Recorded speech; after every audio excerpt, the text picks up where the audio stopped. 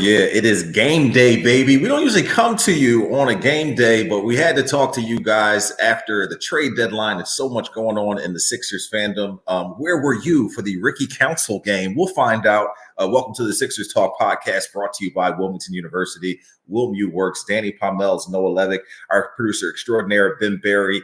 In the cut, as always, the principals are back after we had some of our well-versed and knowledgeable co-workers, Amy Fadul and Mark Jackson, joining us on the last podcast while Noah was quickly working as a scribe and conquering the trade deadline. It did not conquer him. And happy to be with you once again here with our usual folks. And I mentioned Ricky Council, man. I mean, we were talking on the trade deadline podcast about these slots and roster spots they had to fill. We'll get to Kyle Lowry in a minute. We'll talk a little bit more about Buddy Hield and campaign, but let's give Ricky Council some love because Saturday was such a fun game to watch. And, you know, the bar wasn't very high. They're playing the Wizards, but at the same time, this team had lost a bunch of games in a row. Currently, they've lost 8 of their last 10, but coming off a win here against the Wizards, and so much fun to watch because, listen, man, I mean, it's nothing like watching an underdog overcome the odds and obstacles. And Ricky Council talked a lot about how, he's gotten to where he is, and the fact that the players on the bench while he was in the game in the fourth quarter better be cheering for him because him and Traquavion Smith were over there, always over there jumping up and down and whatnot. But no, a lot more than just Ricky Council in that Wizards game, but it was just so enjoyable to see him go for a double-double and come through in the fourth quarter when the team needed him. How did you dissect that one? Yeah, it's one of those things where NBA regular season, it's not short, but part of what makes it enjoyable is you never know what you're going to get. And I don't think anyone could have forecast a 19-10 Ricky Council, the fourth performance. I mean, the Sixers, yes, they were playing the Washington Wizards, but this was still an extremely difficult game to win, just given the circumstances. Doc Rivers. Doc Rivers. Nick Nurse. No, Doc is in Milwaukee. Nick Nurse.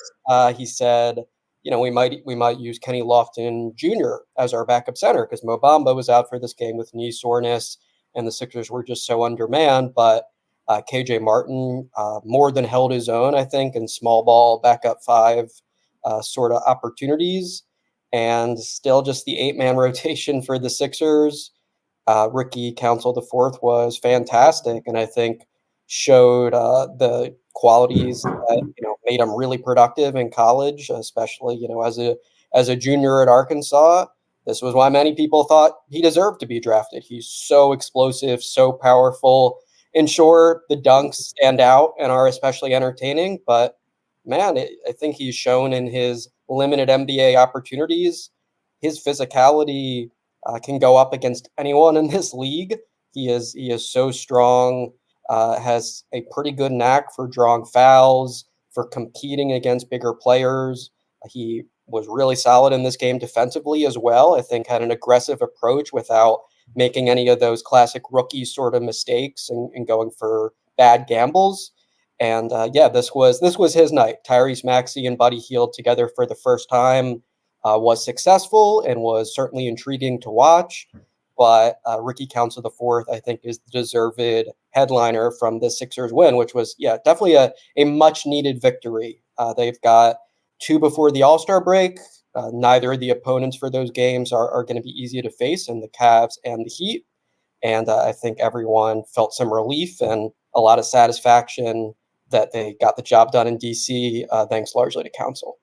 Cavs tonight, Heat on Wednesday, and it is another gauntlet of games coming out of the All-Star break. So you got to get the ones against the Wizards or teams of that ilk when you have them on the floor.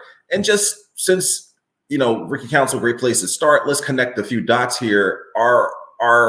It's interesting how so much of an uproar from fans, and maybe because of who the trade partner was more so than who the person that got traded was, for me and Jaden Springer. And I get the feeling for people who thought that, he was a developing piece and had brought a lot to the table. And he had, particularly in the 2 games before he was traded against Luka Doncic and Steph Curry, he really showed himself well on the defensive end. But the glass is more half full for a player like Ricky Council to maybe fill in the minutes and take some of the attention that maybe Jaden Springer is getting. It seems like he has more of a skill set that the team can benefit from than what Jaden would have given them.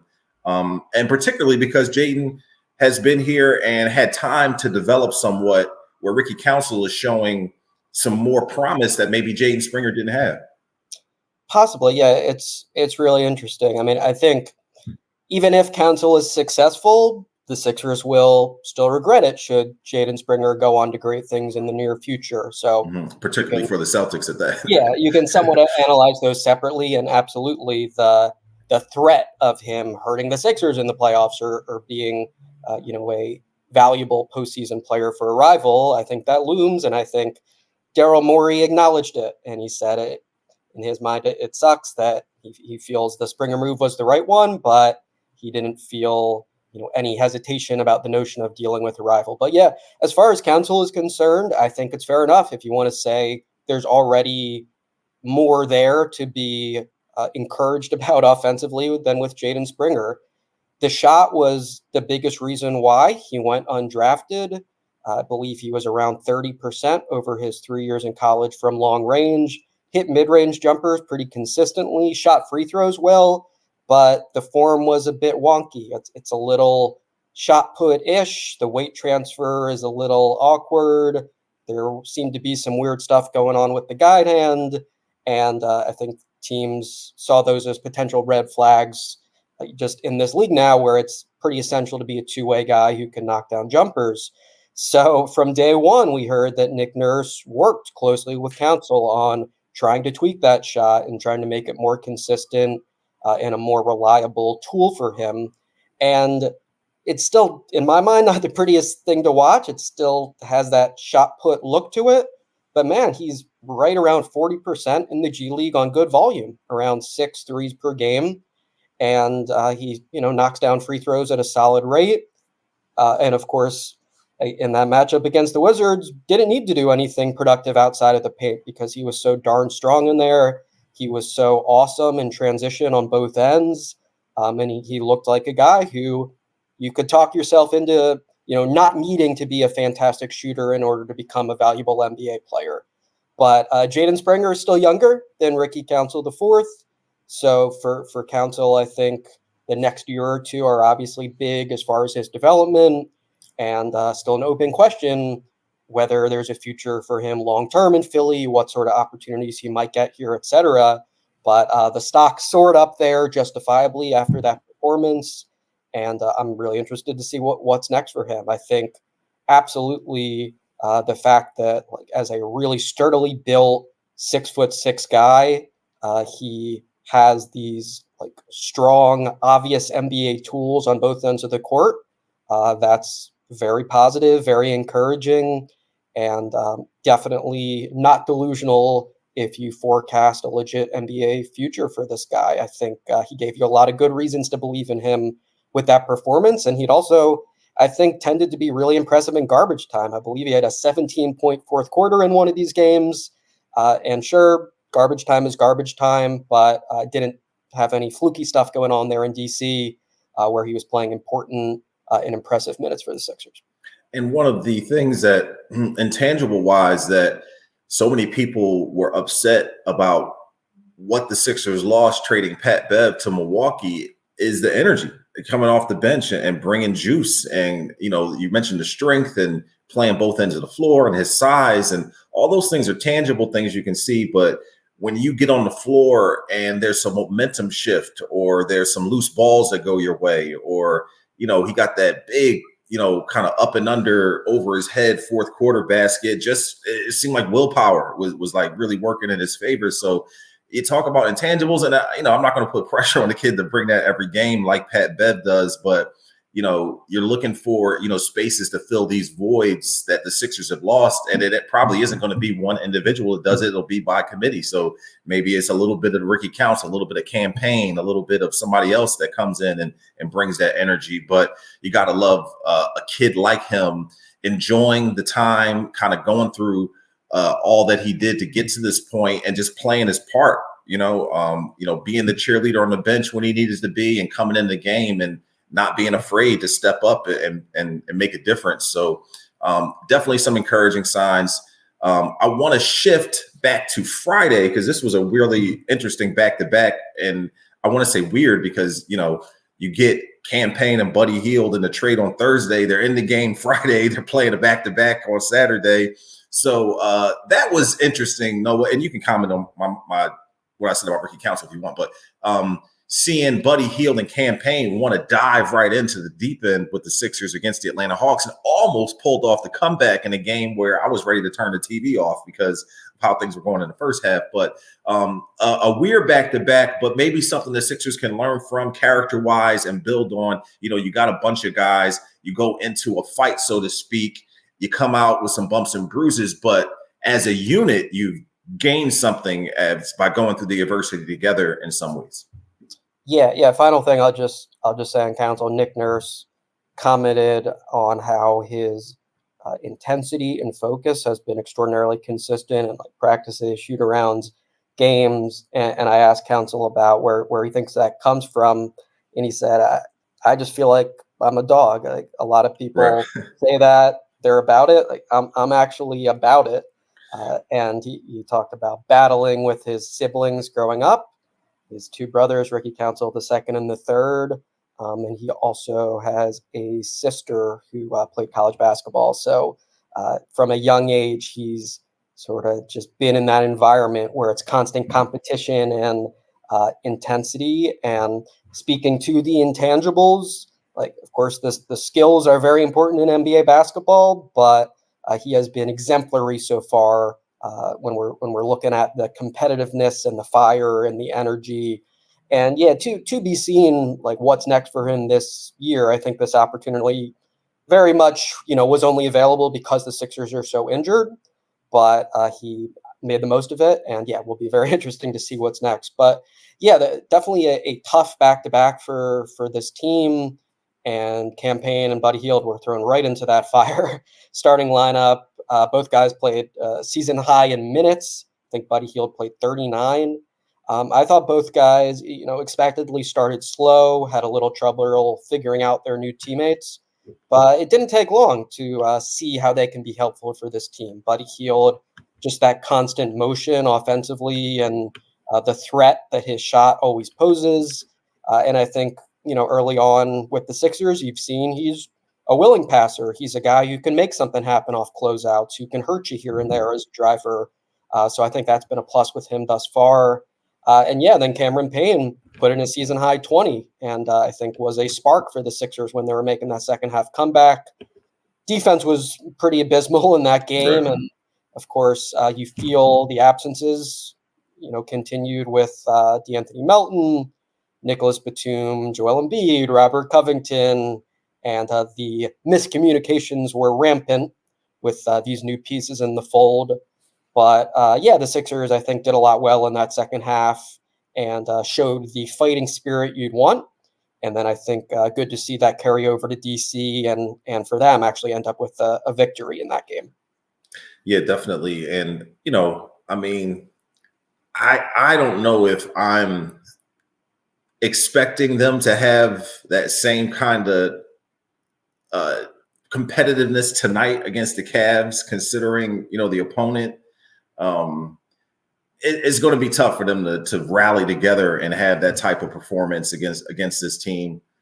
I think that there's some room for them to be able to sneak up on the Cavs because maybe the scouting report isn't as thorough, particularly with the new pieces together and how they might work together. But do you feel encouraged by what they lost and what they gained when it comes to, trading away Pat Bev?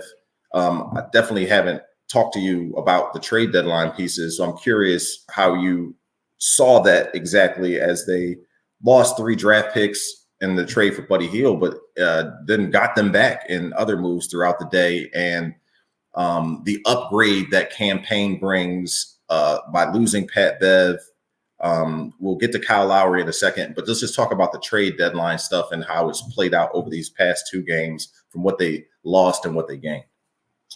Yeah, I think for me, it just all hinges on Buddy Hield primarily, who Daryl Morey said he thinks he's the best player that got dealt at the deadline. And of course, the Sixers feel he's an excellent fit here. So a lot's just, all right, like Buddy Hield, this is a guy who's never played in the postseason. Sixers believe they will be a playoff team, of course, this year. What's Hield going to look like there? And of course, the Sixers hope he's playing next to Joel Embiid and Tyrese Maxey, 2 all-star talents. I think for me, a lot of it also just rides on what's to come. So Kyle Lowry is indeed expected to be a Sixer. That's pretty big. What does he give you in comparison to Patrick Beverley? I think people are inevitably going to be looking at those guys and seeing how they perform in big moments, whether it's against each other in the playoffs or just for their new teams in important games. And yeah, I think Jaden Springer, boy, he was already giving you like some pretty darn good stuff in the present moment at 21 years old defensively. He's like 8 for 37, I think, from 3-point range this year. I do think his shooting form has improved from where he started. He's able to get off NBA threes now, and it wouldn't shock me if he improves on that front. But I somewhat understand the notion of this year, or maybe even next year, how reliable is he in a playoff series as far as like just being able to stay on the court offensively, not being someone that other teams disrespect, etc. Just intuitively, I didn't love that move. I think you're getting, at best, a pick that's around 40 or 41. If the Chicago Bulls don't have a great finish to the season, that's where the pick would land in the second round. And I think the Sixers seemed to want to recoup some picks, as you noted, having given up a few in the Hield trade. I just don't really, I guess, see eye to eye with their evaluation there that Springer is like unlikely to be helpful within the next year or two. I think, sure, like the odds aren't 80 or 90%. He's not a lock. He probably needs to, make further strides offensively. But just the notion that it's, I guess, so unlikely that you need to get like a pick around number 40 for the guy who's only 21. I don't think I'm in alignment there. So look, yeah, bottom line for me, like Buddy Hield, if he's awesome, it was a great trade deadline for the Sixers. And of course, they opened up these roster spots, right? So one of them is going to be used on Kyle Lowry. If he is still a great and valuable presence who enhances this team's toughness and intelligence and makes big, winning plays at 38 years old, then that's a home run as well. And they've still got 2 open roster spots. So, and a lot of, the cap space that was forecast is going to be there, in the summer. So I think a lot of it was, what's next is kind of how I took the deadline. And I think there was logic overall in the approach, but it's just going to ride on one of these individual pieces, the biggest ones being Hield and Kyle Lowry bring to the table in the postseason. So it's kind of funny to me too, like the deadline acquisitions in back-to-back years, no playoff experience. Jalen McDaniels and Buddy Hield. I think Buddy Hield's obviously a better player, but just the reality of he's never been in that moment before has to be noted. And we'll see how he performs on that stage for the Sixers. Yeah, particularly for a guy, we've seen how, defenses can key in on players' inconsistencies, and the court really kind of shrinks in some aspects.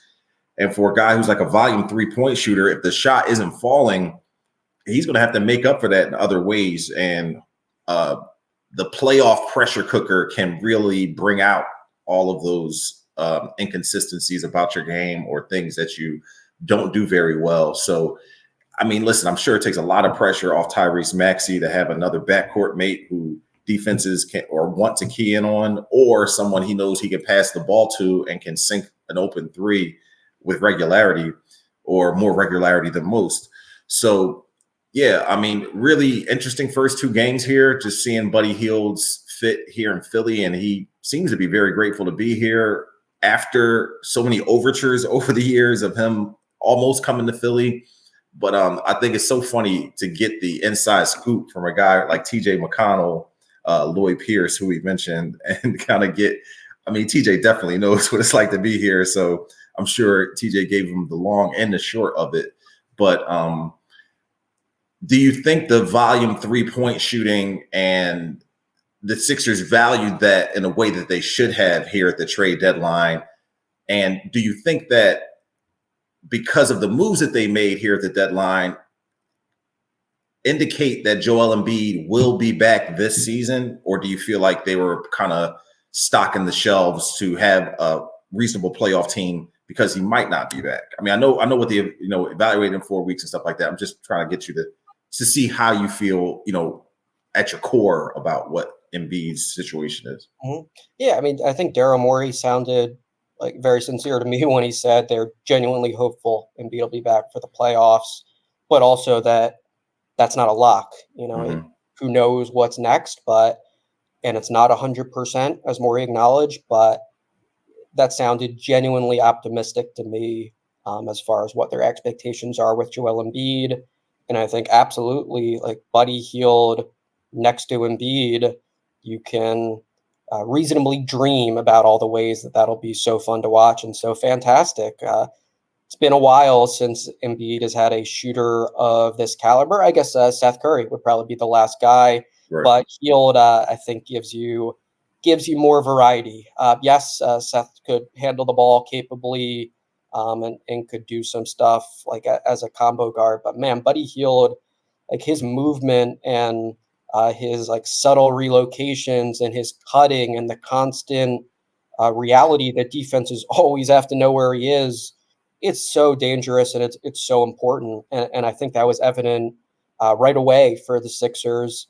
I thought it was pretty darn impressive in that DC game how the Sixers just over and over again went to that Maxey Hield two-man game where Hield comes up, sets a little ghost screen, and then darts away. And often that would create little driving windows for Tyrese Maxey to explode to the hoop. And just the reality that Maxey is so hard to guard as a downhill driver, and Hield, merits such respect as an outside shooter and, off-ball mover. Like, boy, that like elevates the Sixers offense in a really substantial way. And I think like to the point of there's a lot of newness here and, a lot still to learn. I think, yes, that's true, but also like there's a lot of improvisational variety that the Sixers can tap into just because Hield, like if you take away the first option of the catch and shoot, like he's going to make a quick, smart decision after that. The offense is going to keep humming and you eliminate a lot of the stagnant and hard to watch offense that had been so prevalent for the Sixers before they landed him. So I've been, pretty encouraged by what I've seen there. And there's definitely room to grow. And I think the Sixers are definitely not winning in the playoffs if they're relying only on Maxey and Hield. You need Joel Embiid to be an actual championship contender. But I thought the first game, of that backcourt showed incredible promise, and I'm excited to see what they've got cooking next. Let's hope this illness has finally worked its way through the Sixers organization as Tobias Harris, Tyrese Maxey, other guys have been ailing from this. We missed Maxey against the Hawks because of the illness. 2 games here before the All-Star break, and hopefully after this break and through these next 2 games, that's all washed out of the organization. But let's pay some bills here on the Sixers Talk podcast. Of course, we're brought to you by our title sponsor, Wilmington University. Find your higher education home at Wilmington University, where your academic success is celebrated by a caring community. Explore your opportunities at wilmu.edu. Celebrity cook Steve Martirano brings his Italian-American cooking back home to Philly. Enjoy Martirano's Prime at Rivers Casino and Steve's famous meatballs with Sunday gravy, prime steaks, and more. Make reservations for Martirano's Prime on Open Table. And celebrity cook Steve Martirano, Noah, is not the only guy coming back home, because Kyle Lowry, the pride of Villanova Cardinal Doherty High School, now closed, but was a school I almost tried to attend and ended up somewhere else in the archdiocese. But he's coming back, traded to the Charlotte Hornets at the trade deadline from Miami Heat, then waived, expected to clear waivers on Tuesday, and then joined the 76ers. All reports say so. Even Kyle's Instagram has the highlight reel of him at Cardinal Doherty and at Villanova. So all the overtures are there. There's a need here.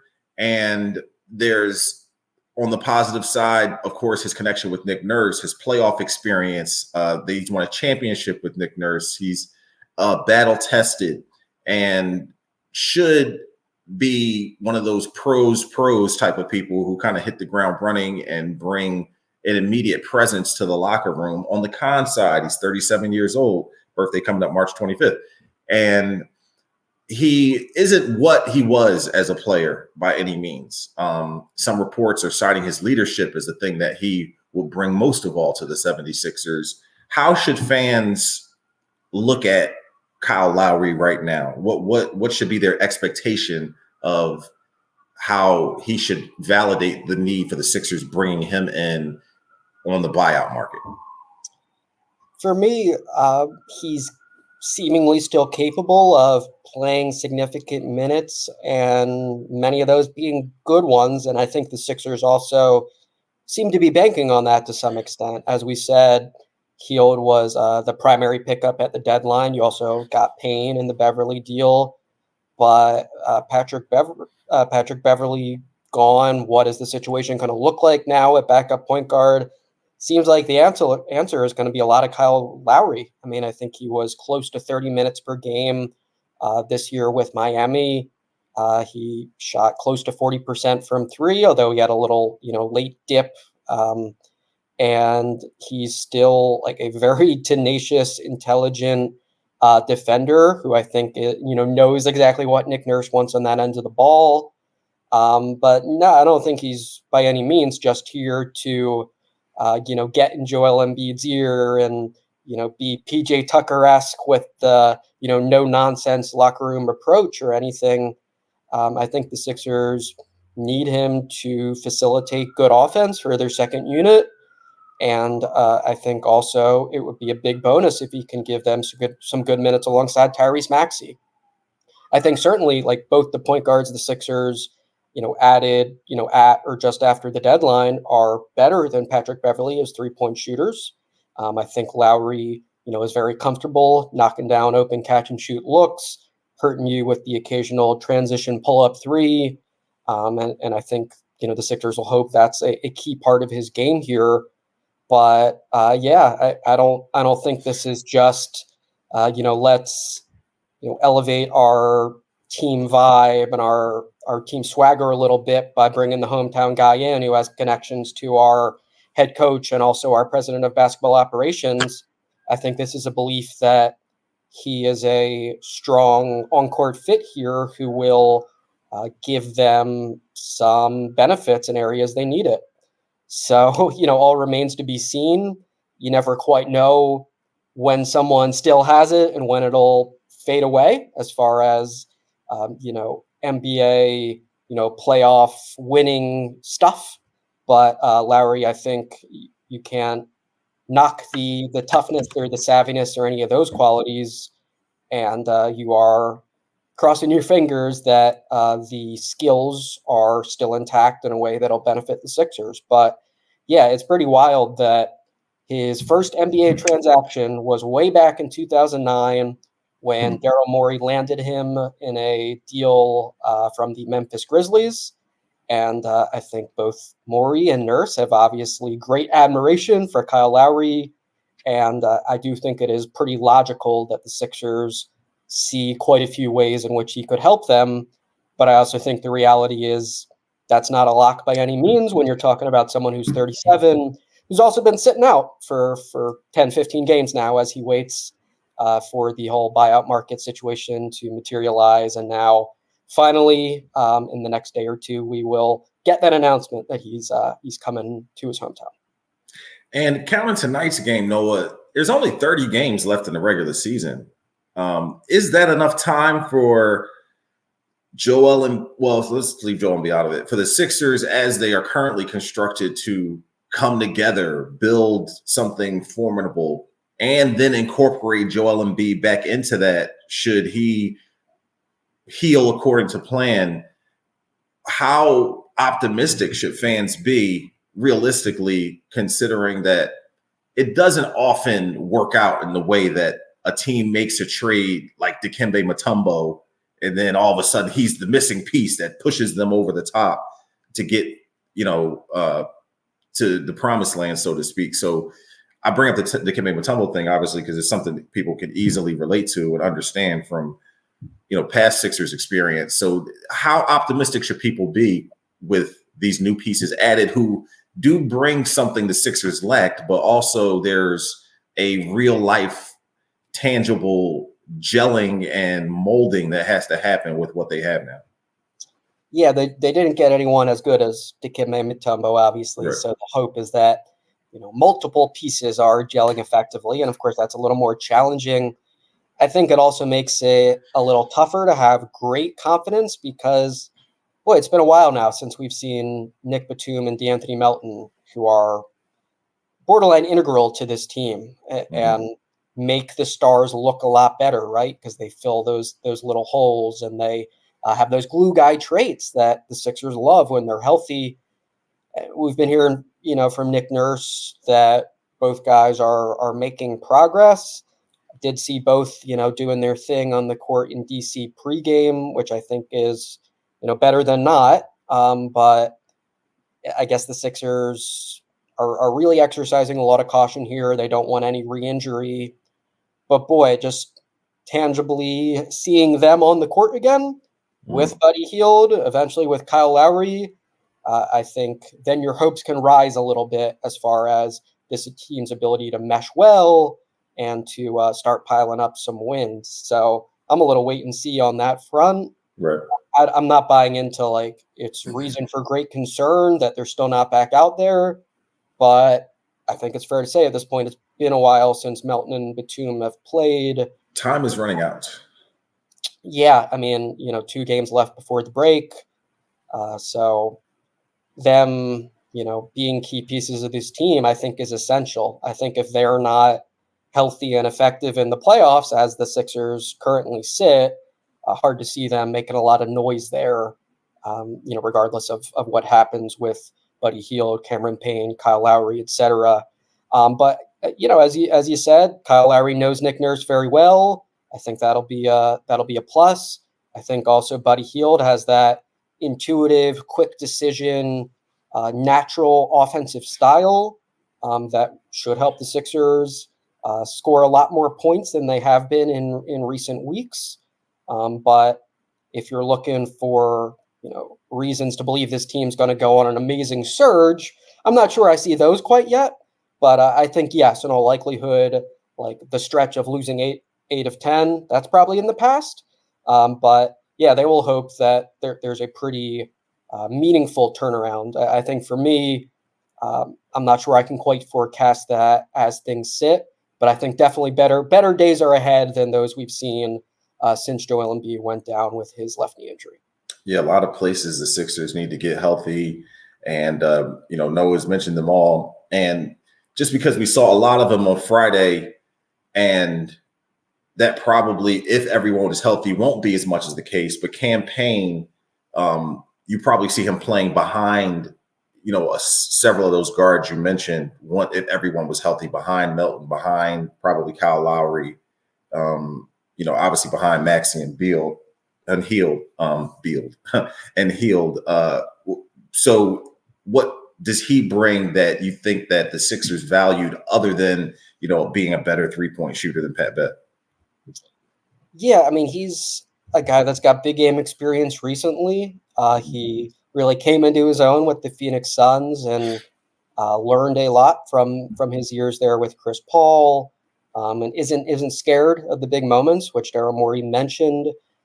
Yeah, I mean, I'm not so sure we can set things in stone as far as like the rotation, depth chart, pecking order. I do think it works against Cameron Payne a little bit that he's not the strongest guy physically, so therefore the notion of him playing in like 3-guard lineups where all the guys are, 6'2", 6'3", or under. I'm not sure that sounds so great. But Nick Nurse did say he really liked the look of Payne and Maxey together. He thought that, gave the Sixers some nice juice offensively. And I think it's evident right away that Cameron Payne's another guy who knows how to play, who can run a pick and roll, sensibly, who can hurt teams with that little floater game, and who indeed can knock down threes. I believe he's right around 40% this year.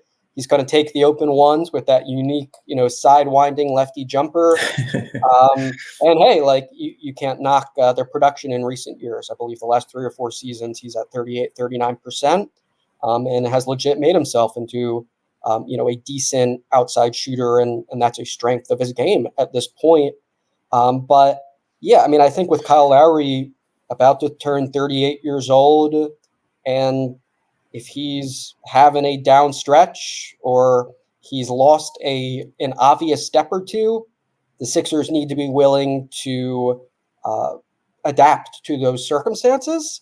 And therefore, maybe there are situations where Cameron Payne is just a better player in a specific matchup. He can, give the Sixers a little more as quickness, far as quickness in the open floor. You see, he's a pretty speedy guy who likes to play in transition. I think that's definitely a plus.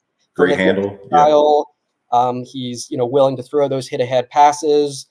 Isn't hesitant about taking those transition pull-up threes. So I think these are good qualities, and remains to be seen, what his role looks like post Kyle Lowry. As I said, the Sixers surely brought Kyle Lowry in with the expectation that he's going to play key minutes, that he's going to be a big asset for them. But also, I think Cameron Payne remains, a significant part of the picture.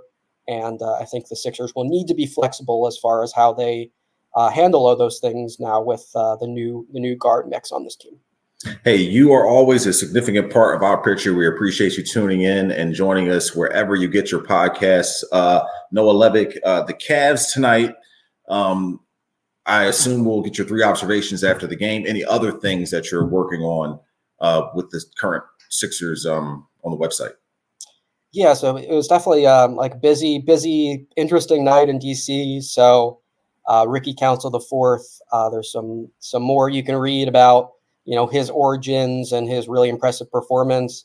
And then also did a bit of like a film breakdown on those Healed Maxey ghost screen actions, and kind of fun to hear Healed talk about playing with the other Tyrese now after the experience with Halliburton. Now he gets the speedy, smiley Tyrese to run some of those dangerous looks with offensively. Not the one that dresses like Inspector Gadget. Got it. No, but both are going to be in the All-Star game. They're 23 years old. They're charismatic, leaders for their squads. And Buddy Hield's, had a good time with his new Tyrese teammate. So yeah, that's some of what we've had recently. As you said, I will have Sixers coverage tonight. We'll be all over, anything interesting in the next few days as far as Kyle Lowry and his introduction to, the Sixers and things along those lines. But yeah, 2 more before the All-Star break, and definitely an interesting stretch for this team. They got the much-needed win, but I think they'd love to steal 1 or 2 more if they can. Don't expect it'll be easy, but Cleveland and Miami are the final 2 on the docket before we watch Tyrese Maxey in the 3-point contest and get a little downtime. And do we get Kenny Lofton Jr. as well on All-Star Weekend? Is he playing? I believe he was selected for the G League showcase, so I'd expect we'd see him in that.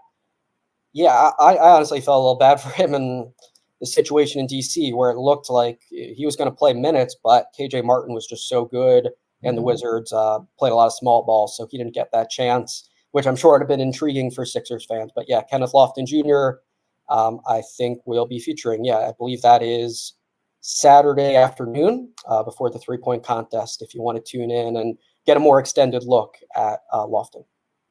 So Heat on Wednesday, Cavs tonight. We will join you Thursday with a little first half and then some synopsis and what we're looking forward to here after the All-Star break. But Have a good time tonight and enjoy the game. We'll rejoin you later in the week. For Noah Levick and Ben Berry, I'm Danny Pommells. This has been the Sixers Talk podcast brought to you by Wilmington University. Wilmy Works.